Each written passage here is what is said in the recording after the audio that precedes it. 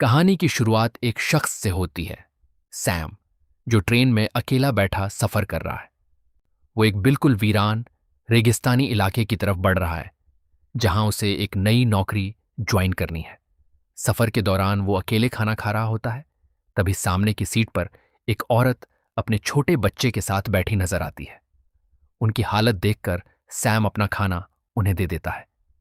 Station पर उतरने के बाद उसे इलाका पूरी तरह सुनसान लगता है। कंपनी से बताया गया था कि रिक नाम का एक बंदा उसे रिसीव करने आएगा। इधर उधर नजर दौड़ाने पर उसे कोने में खड़ा एक आदमी दिखता है। सैम बात करने की कोशिश करता है, मगर वो शख्स जवाब नहीं देता। वॉशरूम पूछने पर भी वो सिर्फ इशारे से दिशा बता देता है। गुस्सा तो आता है, पर सैम चुप रहकर वॉशरूम चला जाता है।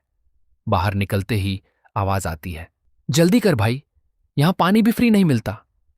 यही आदमी असल में रिक निकलता है, जिसे उसे कंपनी तक छोड़ने भेजा गया था। दोनों गाड़ी में बैठकर निकल पड़ते हैं। रास्ते में रिक अचानक बोलता है कि किराया $300 लगेगा। सैम हैरान होकर कहता है कि कंपनी ने तो $200 की बात कही थी। रिक साफ कह देता है, दे सकता है तो ठीक, वरना उतर जा।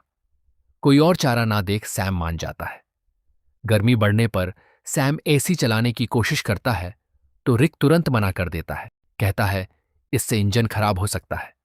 अचानक गाड़ी का टायर फट जाता है और रिक खुद कुछ किए बिना सैम को टायर बदलने का काम सौंप देता है। इसी बीच सैम देखता है कि एक कुत्ता दूसरे कुत्ते पर हमला कर रहा है। ये मंजर देख वो सहम जाता है।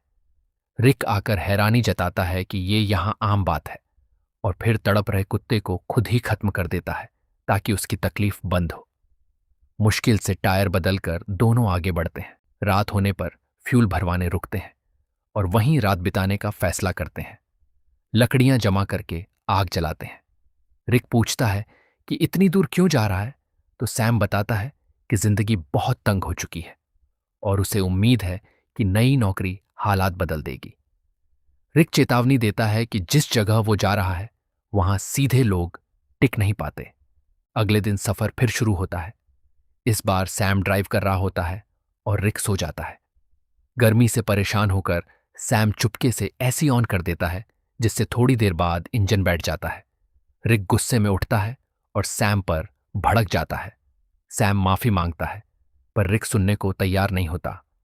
इसी दौरान सैम पेशाब करने के लिए दूर जाता है और वहां उसे एक चमकीला पत्थर दिखता है। पास जाकर देखने पर पता चलता है कि ये असली सोना है।